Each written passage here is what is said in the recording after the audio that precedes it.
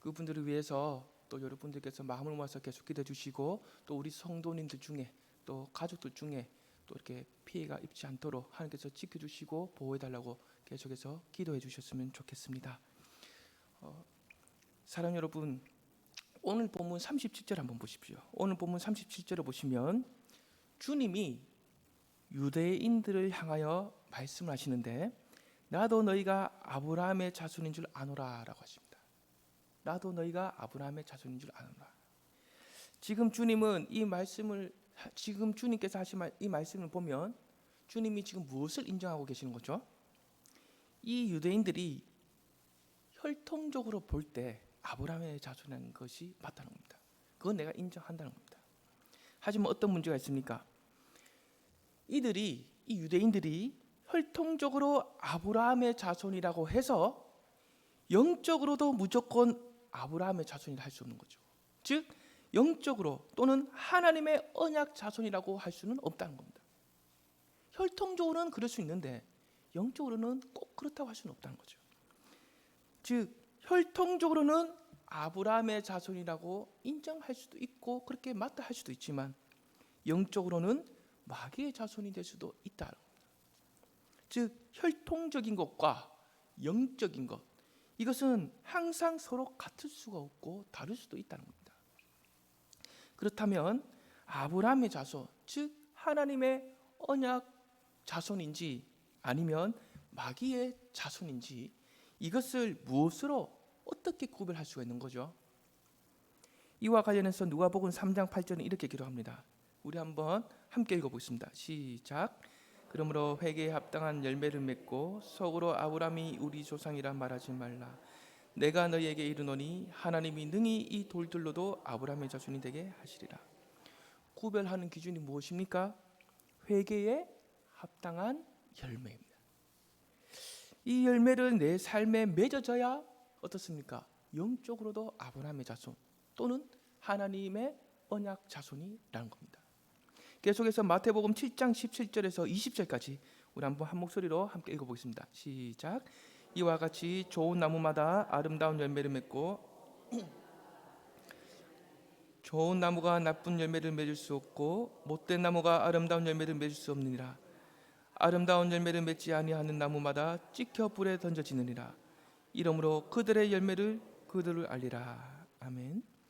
마치 좋은 나무가 좋은 열매를 맺는 것처럼 하나님은 자기 자녀에게 자기 자녀 삶에 개입하셔서 반드시 좋은 열매를 맺도록 이끌어 가십니다.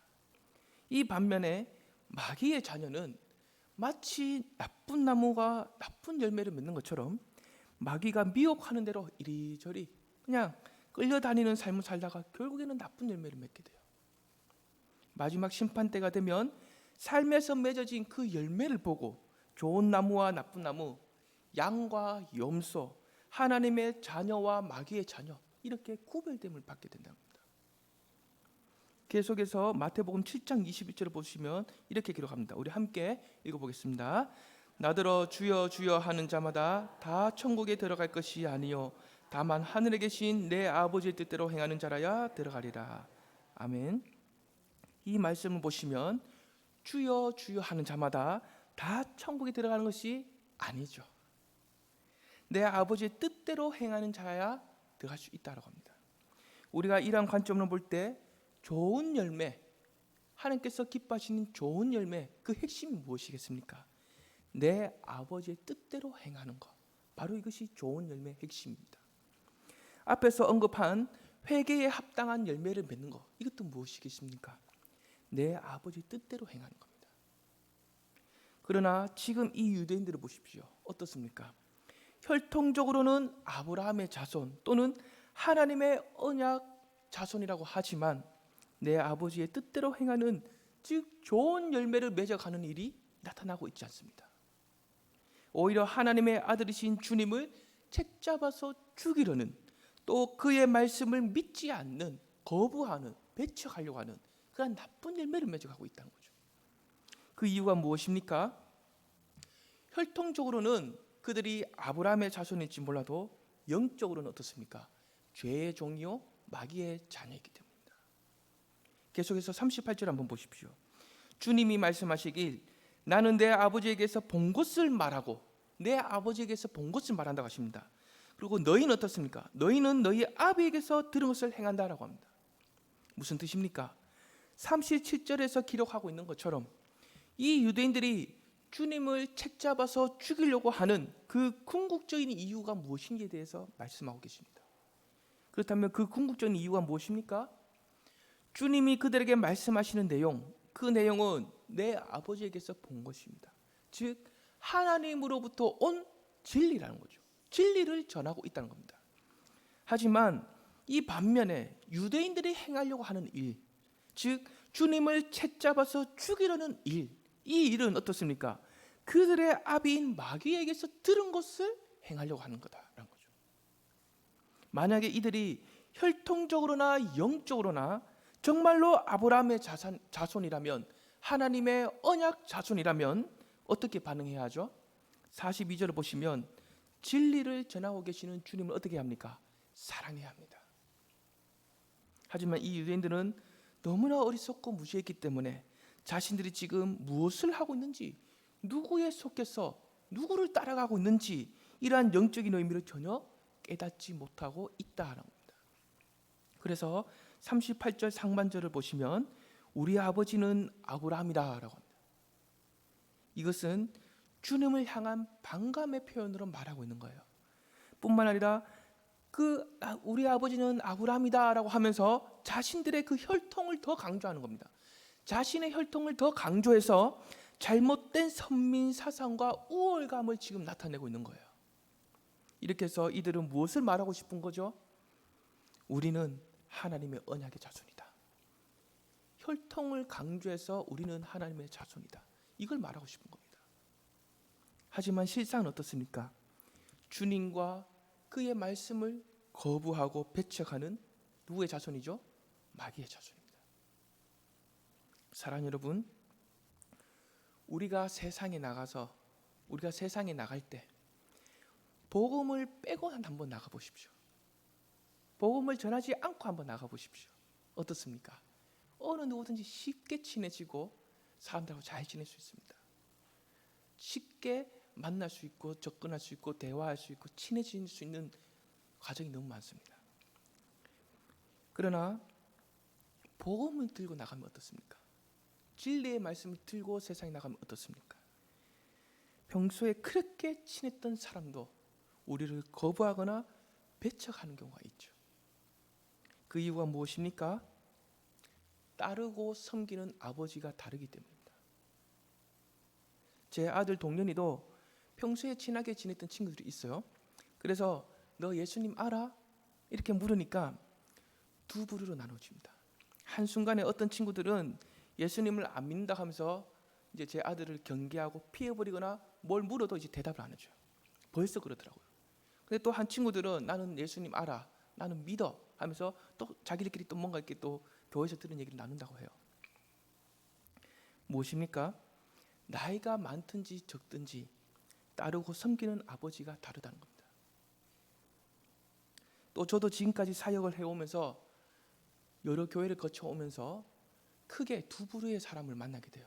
첫 번째는 말씀을 통해서 신앙적인 그 권면을 하면 마음의 찔림과 함께 자신을 진지하게 돌아보고 또 혼자서 그 말씀과 씨름하고 갈등하고 그 과정을 지나서 결국에는 내가 이 말씀대로 돌이켜야 하는구나 하면서 돌아오는 사람들이 있습니다.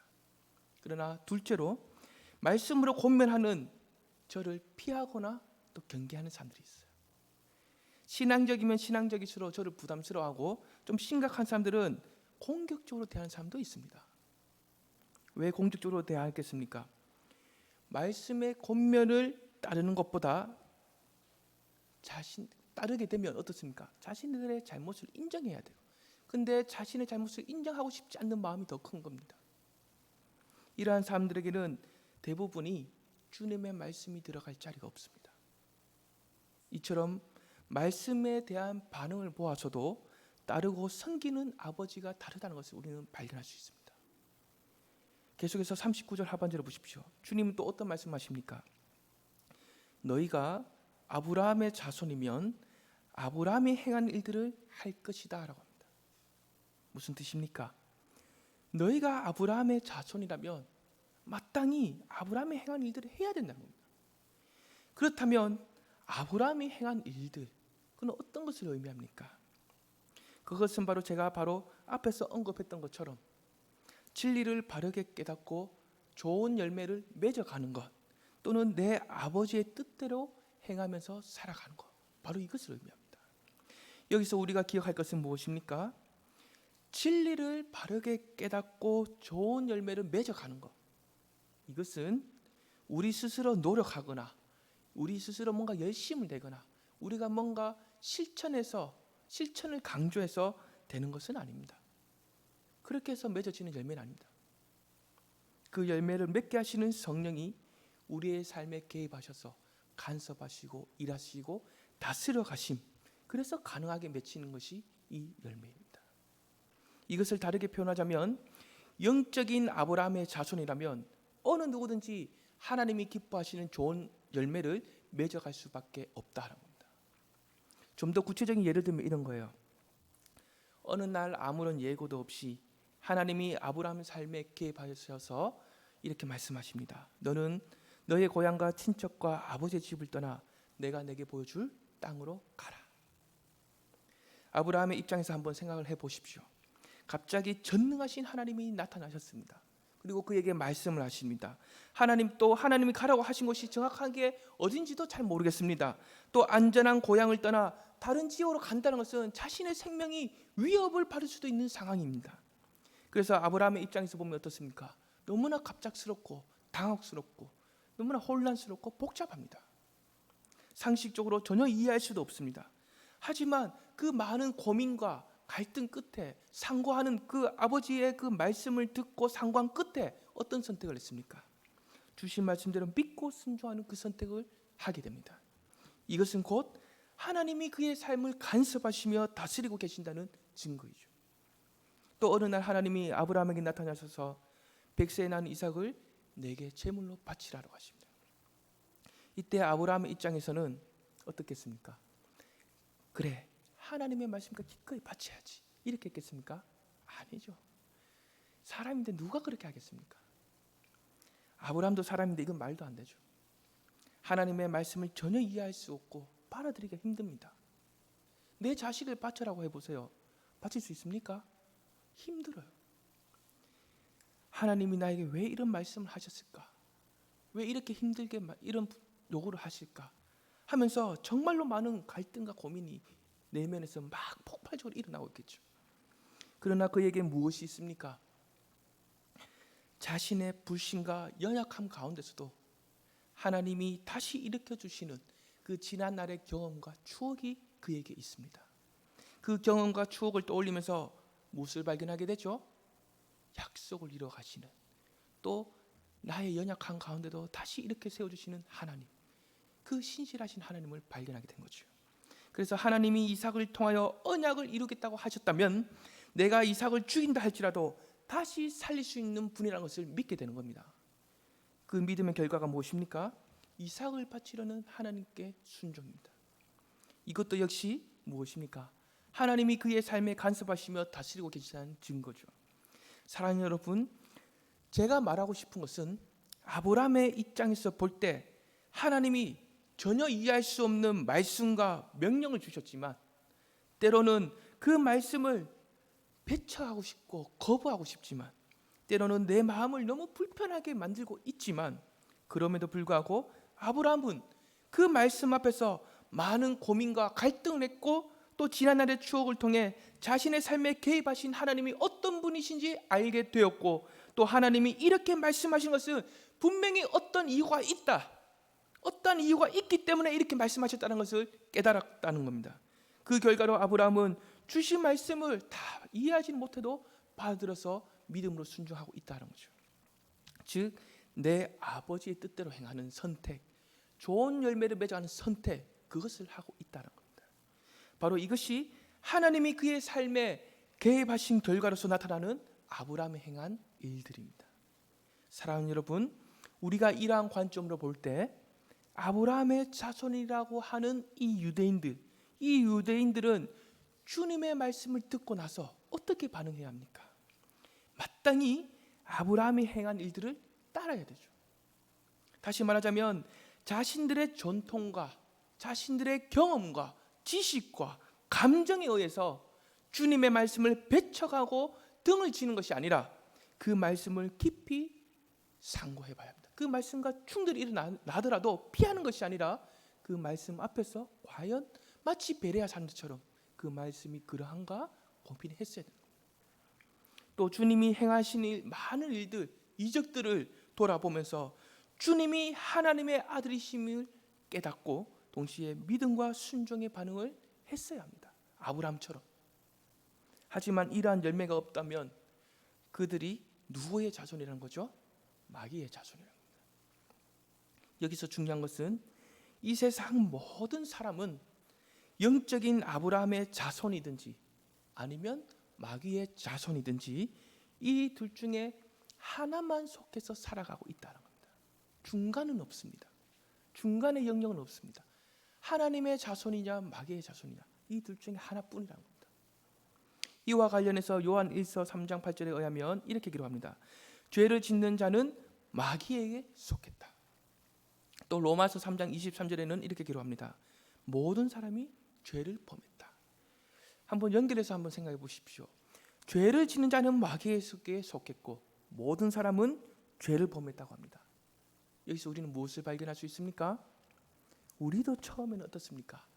마귀에게 속해서 죄인의 신분으로 살아가고 있었다는 거죠. 그 결과로 우리는 어떻습니까? 하나님과의 관계가 단절되어 있었습니다.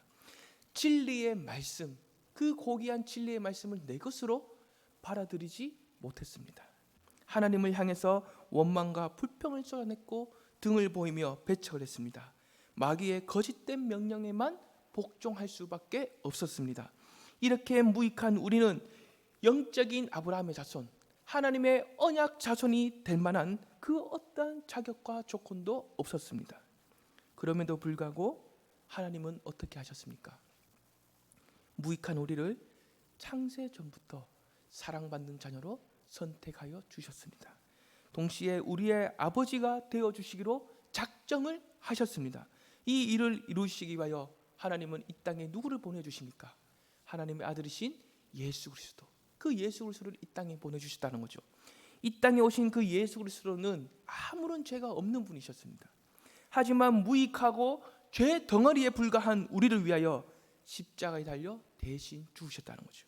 뿐만 아니라 주께서 약속하신 성령, 그 성령의 인도함을 받아 우리의 어두웠던 그 눈과 귀가 열려지고 또 그래서 주님을 나의 구원자로 또 그렇게 거부하고 받아들이지 않던 진리의 말씀, 그것을 내 말씀으로 받아들이게 되었다는 거죠.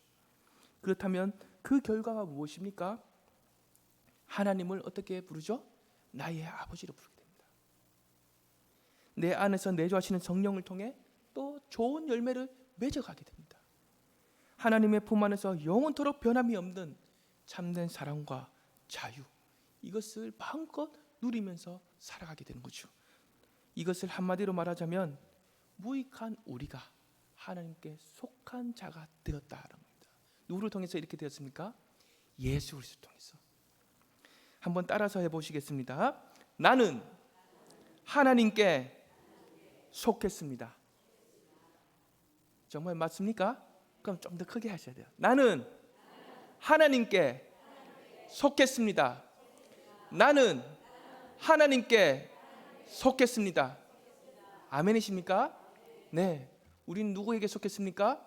하나님께 속했습니다. 우리 말씀을 생각하면서 한번 찬양하기를 원합니다. 내가 하나님의 자녀 된 것은 주의 은혜라, 주의 은혜라. 하나님의 자녀 된 것은 주의 은혜라, 주의 은혜라. 내가 지금까지 지내온 것은 주의 은혜라, 주의 은혜라. 우리 가사를 생각하면서 함께 찬양하겠습니다.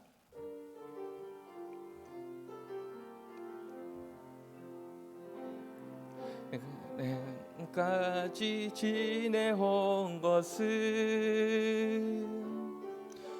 주의 은혜라, 주의 은혜라. 지금까지 지내온 것은 내가 하나님의 내가 하나님의 자녀 된 것은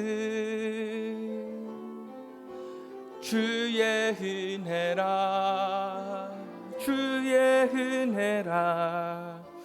하나님의 자녀 된 것은 주의 은혜라, 주의 은혜라, 주의 은혜라. 하나님의 자녀 된 것은 주의 은혜라, 주의 은혜라.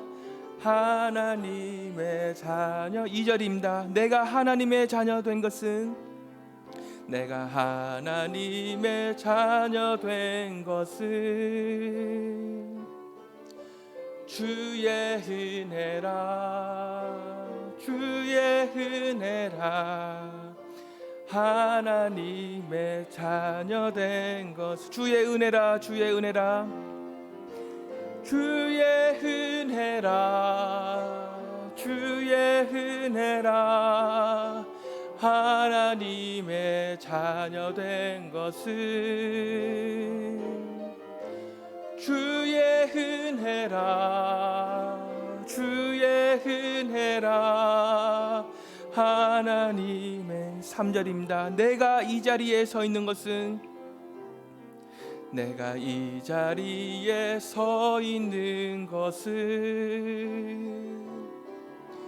주의 은혜라, 주의 은혜라. 이 자리에 서 있는. 다시 한번 고백하겠습니다. 내가 이 자리에, 내가 이 자리에 서 있는 것은 주의 은혜라, 주의 은혜라. 이 자리에 서 있는 것은 주의 은혜라, 주의 은혜라. 주의 은혜라, 주의 은혜라. 이 자리에 서 있는 것은 주의 은혜라, 주의 은혜라. 이 자리에. 우리 한 번 더 고백하겠습니다. 2절입니다. 내가 하나님의 자녀 된 것은 주의 은혜라, 주의 은혜라. 하나님의 자녀 된 주의 은혜라, 주의 은혜라, 주의 은혜라. 하나님의 자녀 된 것은 주의 은혜라, 주의 은혜라. 하나님의 자녀 된 것은. 사랑하는 여러분, 오늘날 우리가 주님의 이 말씀이 믿어지고 또 그 말씀을 따라 지금까지 지내온 것, 이것은 무엇입니까? 주님의 은혜입니다.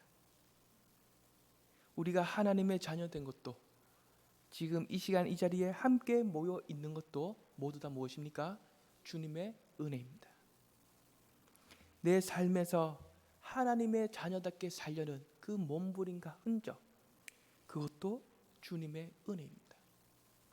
우리가 이러한 은혜를 받았기 때문에 앞으로 우리는 무엇을 기대하면서 살아갈 수가 있습니까?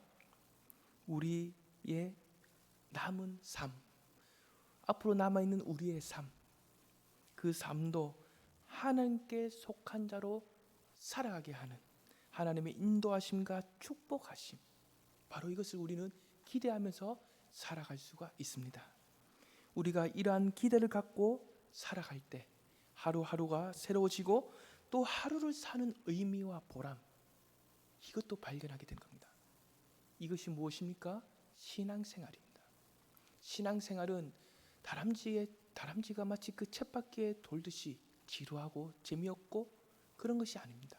날마다 새롭고 은혜롭고 즐겁고 힘있고 생명력이 솟아나는 생활이 신앙생활입니다. 한 가지 더 언급하자면 부모인 우리가 방황하는 자녀들에게 주님의 말씀을 전할 때가 있죠. 복음을 전할 때도 있죠.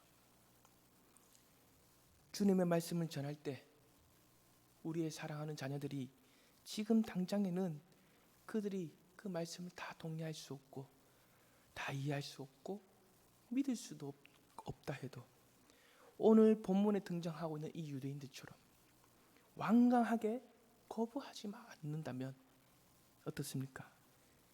하나님께 속한 자가 될 수 있는 그 기회와 가능성이 얼마든지 있습니다.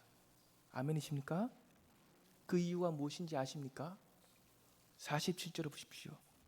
하나님께 속한 자는 하나님의 말씀을 듣는다라고 하죠. 하나님께 속한 자는 하나님의 말씀을 듣는다라고 할 때 이것은 어느 짧은 한순간을 놓고 말씀하시는 거랍니다. 지금 바로 너희가 이 하나님의 말씀 안 믿으면 너희는 하나님께 속한 자 아니야, 이렇게 하신 것이 아니라는 거죠. 전체, 삶 전체를 두고 말씀하시는 겁니다. 그래서 우리 자녀들이 지금 당장에 하나님의 말씀을 믿지 않아도 주님의 말씀을 들어만 줘도 또 들어보고 난 후에 그 말씀 들어보니까 엄마 아빠 그럴 수도 있겠네요, 이렇게 반응만 해줘도 하나님께 속한 자가 될 수 있는 그 기회와 가능성이 얼마든지 있다는 거죠. 그렇다면 그 이유가 무엇입니까? 지금 당장에는 믿음으로 받아들이지 않았지만 그럼에도 불구하고 주님의 말씀을 들으면서 한 번쯤 생각해 보는 것. 오늘 하루만이 아니라 내일 다시 주님의 말씀을 전해줘도, 모레 다시 들려줘도, 한 달 뒤에 다시 돌려줘도 언제든지 우리의 자녀들이 그 말씀을 듣고 돌아보면서 생각해 보는 그 자체, 그 태도, 이것은 오직 은혜로만 가능하기 때문입니다. 그래서 우리 자녀들이 이 유대인들처럼 주님의 말씀을 완강하게 거부하고 배척하지 않는다면 얼마든지 희망과 기회와 가능성이 있습니다. 여기에 모인 우리 모두가 또 우리의 모든 자녀들이 주님의 말씀 안에서 머물기를 기뻐하고 그래서 하나님께 속한 자로 살아가게 되는 그 은혜가 있기를 간절히 축복합니다. 기도하겠습니다. 자비롭고 은혜가 풍성하신 하나님 아버지,